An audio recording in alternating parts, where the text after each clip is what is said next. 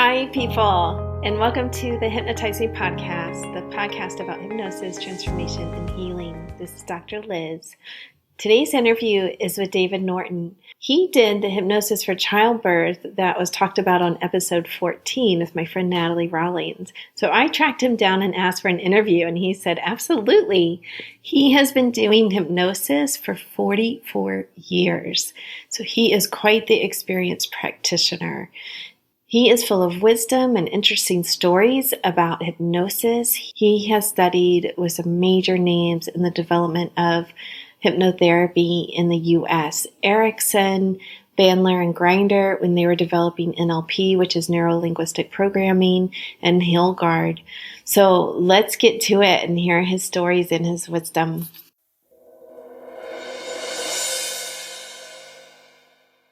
I'm here with Dave Norton, who I'm very pleased to have on the show. He's a very experienced hypnotherapist. Tell us first how long you've been doing hypnotherapy. Just over 40 years. Whoa, 40 years. And jumped into it in the late 70s. Certainly in the course of 40 years, I've dabbled in and out of almost every other kind of therapy as well. Mm-hmm. And like you'll hear from probably a lot of seasoned hypnotists, you get to a point where you see all therapy as hypnosis. Mm-hmm. I'm much more on the newer side, so I've only been doing it a couple of years or so. Mm-hmm. But the more I do it, the more I love it, one. And two, the more I see that any type of therapy is a certain type of hypnosis when, once you're in the session and you're in the flow with the client. Mm-hmm. I think that hypnosis has a reputation for sometimes these kind of quick and miracle cures. And that is the case quite often in almost a spectacular sense. But that's not the bulk of my practice, or I think any hypnotherapist practice. Those are kind of the icing on the cake sometimes. But nonetheless, in long-term cases, couples therapy, addictions, depression, anxiety, there's many different little elements of hypnosis that in a session you're going to want to pull out or utilize that become extremely helpful and valuable. And that, again, no matter what the theoretical orientation is, therapists should have some of these things handy because, again, a lot of our job is to lessen suffering. Can you take me back to how you originally got into it? Like, what was your original interest? As a therapist, you hear stories about mothers, so here we go. I was in grad school in psychology at University of Buffalo, and I was very unhappy with it. I had just got an English degree, which is really where I learned a lot of psychology. And I had wonderful people there, the beat poets and, the people far out. They were in a more, what I would learn later would be a Jungian approach. Mm-hmm. But that wasn't allowed in psychology at the time. Behavior modification, electric shock, there were very limitations to what treatment options they were teaching. And in the midst of this, I was smoking cigarettes and I hated it. And my mother said, for a birthday present, it cost $50. I'm going to send you downtown Buffalo, and there's a hypnotist there, and he'll hypnotize you to quit smoking. And I laughed all the way there. I thought, it's ridiculous. There's no such thing as hypnosis. I would have learned about it. Mm-hmm. So I went in there, and it was an interesting place, and you sat in the chair looking at a big poster, and somebody mumbled in a low voice, and you paid the $50. And I laughed, and I said, this is the biggest waste of money I've ever seen. And they said, okay. 3 days later, I went back. I said, what did you do? I didn't want a cigarette. I couldn't remember cigarettes. Cigarettes were done. And it was the easiest thing in the world. Wow. And essentially, they said, look, we're this growing company. We're looking to hire some people. Why don't you take a chance and we'll train you in hypnosis? And this was called Therapeutic Hypnosis of America. And it was founded by Dr. James McMillan, who I later would learn had training from Milton Erickson. Mm-hmm. So it really was just this phenomena that I was just stunned to investigate. And the next step for me was through a friend, I was able to connect with Ernest Hilgard at Stanford University, who was the man in experimental psychology at the time. Mm-hmm. And he took me under his wing, and he sent me kind of like a home study course, tutoring me in the whole academic and historical area of hypnosis, which just opened up something I had no idea existed, how far back this went, all the controversies, the coming, the going, Mm-hmm. treatment at the end of the First World War with hypnosis treating battle shock, or what we now call post-traumatic stress. And, Yes. Yeah. and again, now the need for something like that as opposed to treatments that aren't working. There's a fascinating history of hypnosis. We can just go on, and then we can start with Freud and Jung, who started out as hypnotists. I wasn't aware of that. They did. Freud's mentor was Charcot, and this led to the discovery. Oh my gosh. Yeah. Charcot's the founding father, basically, of hypnosis. Freud was kind of a lousy hypnotist, but the story goes that, you've read this in the Freud 101. He's working with a woman with hysterical paralysis, who we find later on has been sexually abused, but nobody pays attention to that back then. And he uses hypnosis to elicit a cure, and she sits down and plays the piano, and she plays beautifully. And Freud's wife is sort of coming into the room here watching this, unbeknownst to Freud. So when she finishes the piece, she turns around and essentially jumps on Sigmund, kissing him in thanks for this. And afterwards, Freud's wife said, "No more of this hypnosis stuff." That's great. And, that's the story where from then on, he's separated from the client. And, that's sort of one of the little caveats. It's a little more complicated than that. With Jung, he was advocate of hypnosis in the spiritual sense, investigating it was a big part of his thesis in paranormal psychology when he was writing his PhD. And he was teaching in Switzerland, I forget the school where he was teaching, famous medical school. Bernheim is his supervisor. Bernheim and Charcot are connected, all this stuff. So Jung is teaching hypnosis and demonstrating it. And there are pictures of his classroom where he's suspending two people on the ends of a broom, demonstrating catalepsy, just a number of classic hypnotic phenomena. So one day he's lecturing in the classroom, and one of his students' mothers comes in the room, and she's on crutches and she's paralyzed. And he hypnotizes her, and it's a demonstration in the class, and then she won't come out of trance. In a panic, this has never occurred. He doesn't know what he's trying to be, not look at, it exposes anxiety in front of the classroom. Eventually they leave and she's still there, but she comes out of trance. And when she does, she gets up and walks and has this miracle cure. Wow.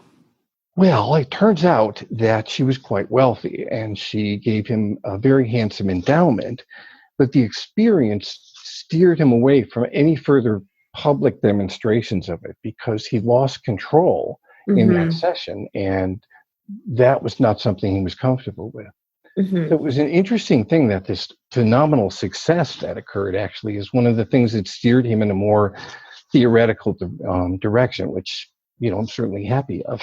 Yes, right. We get to benefit from that. But that is interesting. For both their cases, a success actually steered them away from it.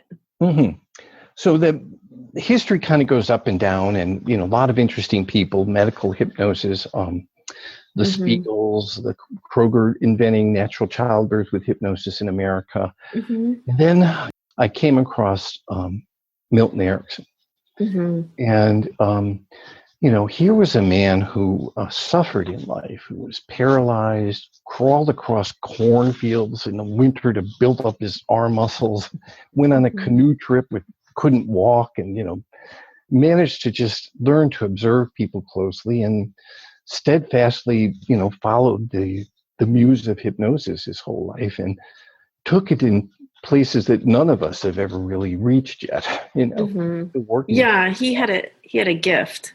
He really did. I mean, from his books, from people who have interacted with him directly, students, he really had a gift. So I'm going through this horrendous divorce back in the end of the 70s. I have a little girl, and my ex-wife is often somewhere else. And I'm going to New York and studying with Bandler and Grinder for $35 a session in Prince Street, I believe it was. So that's in the Village. And this is like a revolution to me. this NLP makes sense to me. I studied Yeah. some linguistics as an undergraduate, and it was just... Let me pause you just for a minute. That for the listeners, NLP is Neurolinguistic Programming. It's a form of hypnosis, really, that comes out in speech and how you speak and how you use your speech actually to affect change. That's what very well put. The breakthrough at the time was that every theory of hypnosis just didn't hold up. And was it a state? Was it not a state? Was it just a behavior? But there were so many complications. And then they begin to look at this kind of linguistic analysis and structure that gave you a learnable set of tools, modeled on Erickson, that was just nowhere in the field anywhere. So it was just very, very exciting. But a number of us made a pilgrimage to Erickson right before he died in Arizona. There was just, everybody was trying to see him. And I was with this group. I was going through a really rough time. Through childhood injuries, I've always had trouble hearing. And it was really frustrating because he has a thick accent and he was partially paralyzed in his mouth or tongue at the time. I don't even know what it was, but it was very hard for me. I couldn't understand a word he said, but I was too young and naive at the time to let that on. Mm-hmm. However, in the course of it, he did a piece of hypnosis that stayed with me ever since. Somehow, he implanted himself in my dreams as a teacher. And I would have systematic dreams show up where Erickson would tell me how to apply certain aspects of his hypnosis. And over the course of the 40 years, he's grown up. And he's about in his upper 50s right now in my dreams. Lovely. Like, what a lovely gift. If we could all have that. A generative piece in hypnosis. And and I use this quite often with people where you put in a dream component, some sort of, missing piece in your development that just nurtures you along from your unconscious. Mm-hmm. And his expansion into that kind of, that kind of approach, just as I said, it opens up healing on so many different levels. Absolutely. Yes. Yeah. And again, the body-mind stuff, which comes into my office every so often, where you just say, ask your unconscious to express this thing differently than this disease. Mm-hmm. And make sure it's going to be okay. It's amazing what happens. Yeah, absolutely. It is. It really is.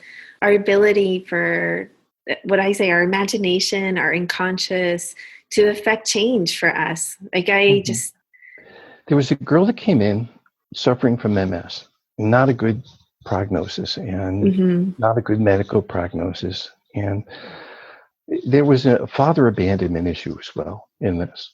In the course of the hypnosis, the transformation she went through was phenomenal. The disease, I don't even know if it became a non-issue. She became energetic, healthy, changed her diet, started a business, and ended up having a little factory. Wow. How long did you work with her for, like a couple of sessions, or was it more like a year, 2 years? 2 years off and on. And she also sought many other forms of psychotherapy, kind of women empowerment. Mm-hmm. She really went at this in terms of what we would just call that mind-body emotional connection. It was just one of these transformations you get to witness in this work, which is Ericksonian, to see, wow, he was so on. We need to do more of this kind of thing. Mm-hmm. Anyways, that's one that came to mind because you actually look like her a little bit. Oh, okay. Right. Yeah. And I do find when I work with people that it's helpful for them to come at it at different angles. It's not like, okay, this is going to be the end all and the one solution and the one magic pill. It's like, this is a tool to help you resolve some of these things, to help you make change. And you can also do this, this, and this, if you want to go to acupuncture or a nutritionist, it's like, yeah, all of that stuff is going to help. Jung and Milton Erickson steadfastly believe that everyone had some sort of inner healer that we just needed to sort of pay attention to in some way, shape, or form, or soul guidance. I'm not sure how to actually verbalize that. Mm-hmm. But one of the things that Erickson said to me a long time ago was just so simple, and therapists have to keep kicking themselves to remember this. Do good work and then get out of the way. Yes. Yeah. Right. My own therapist used to tell me that. Mm-hmm. Do good work and get out of the way. Yes. Yeah, it's wonderful. The bulk of your practice now is a real mix of clientele, is what you're saying, like couples, and it's not just hypnosis. Right.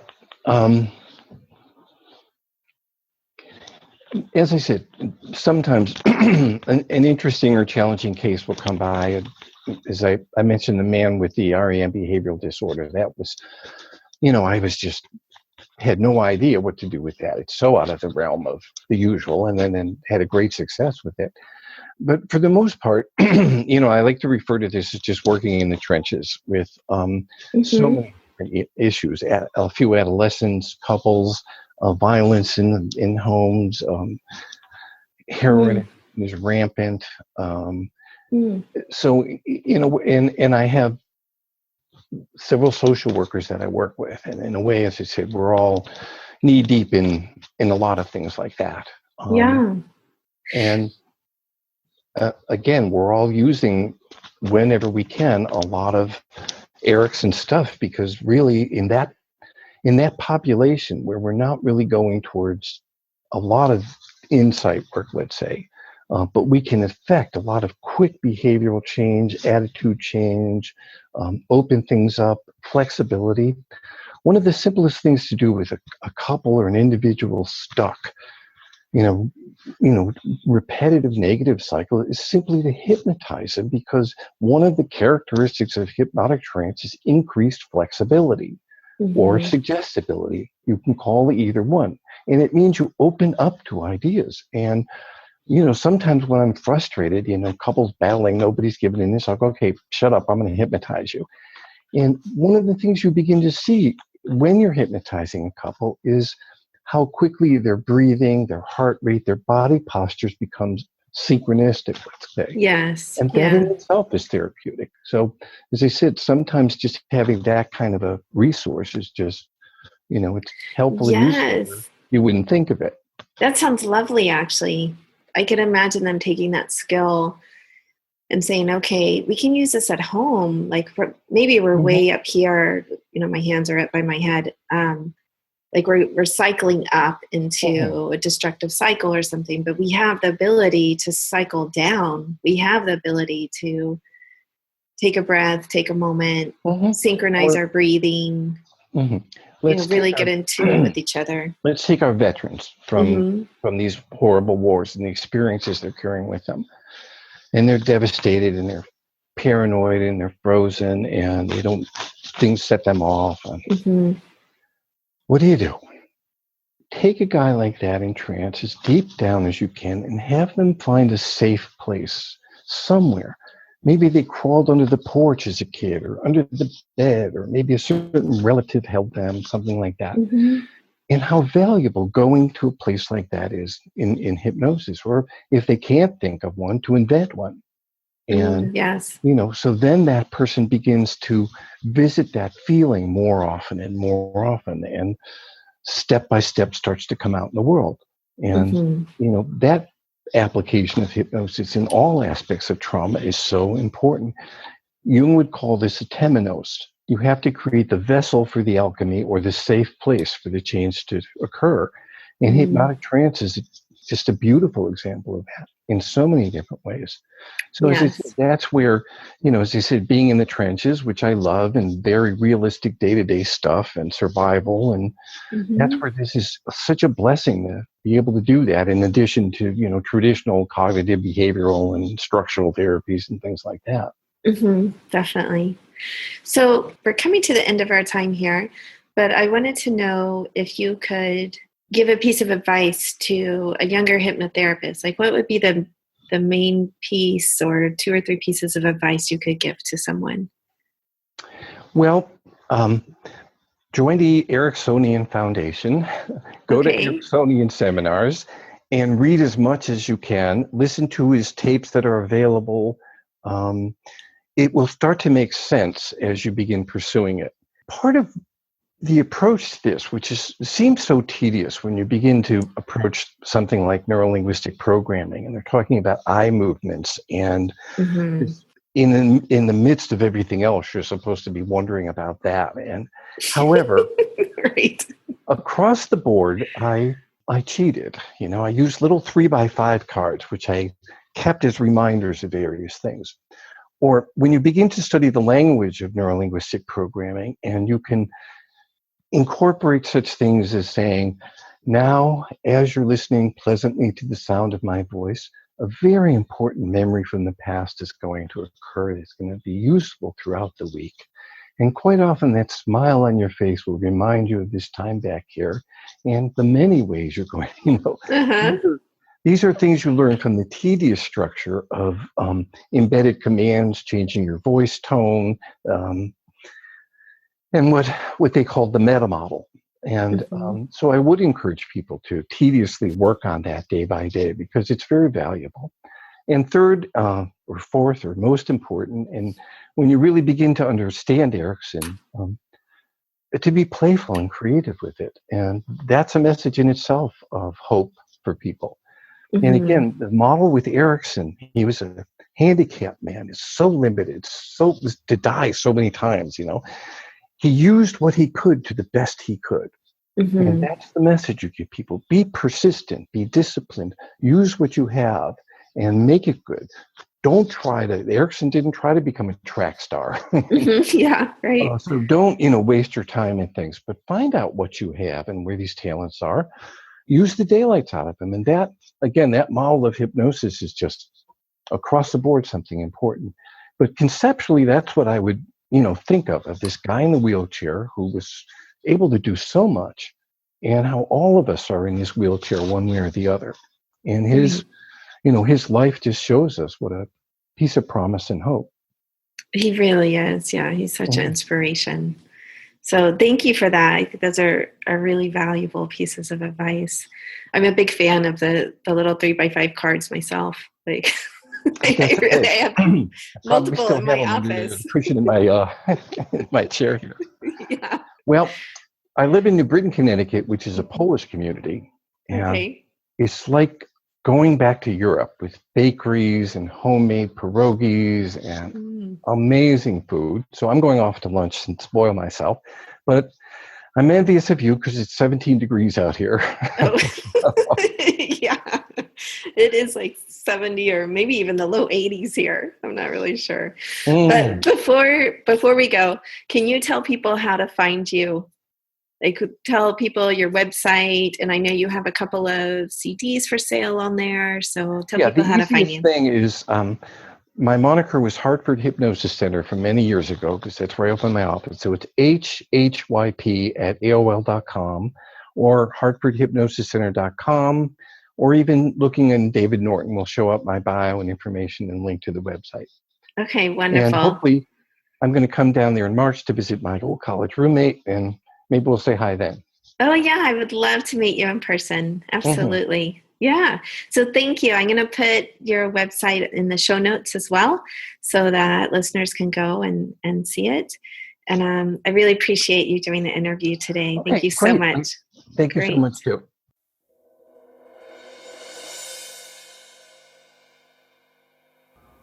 What an entertaining interview with Dave Norton. I really enjoyed myself, and I loved hearing about some of the history of how hypnosis developed and some of the big names that he studied with, as well as how he uses hypnosis in his practice today. He's still in the trenches, seeing clients, using techniques that he's learned his whole life in order to affect change. I also loved hearing his tips for a newer hypnotherapist. Like, keep studying is basically what he said. It's worth it. Keep studying and then work that stuff into your practice until it becomes natural. What a great message. So people, that's it for this week. Remember to access your inner healer. Yeah, whenever you need to. Peace. If you like this episode, do me a favor and rate, review, and subscribe on whatever player you like. Or even better, tell a friend so that more and more people learn about hypnosis and how it can be helpful for them. If you want to know more about me, head over to drlizhypnosis.com. That's DRLIZ hypnosis.com. You can see the downloads and see if there's one that's helpful for your life. Or you could also join the newsletter and get a couple of free files, as well as lots of good content. I've written a newsletter for well over 10 years. Go ahead and subscribe and join the rest of the world. All right, people, have a wonderful week.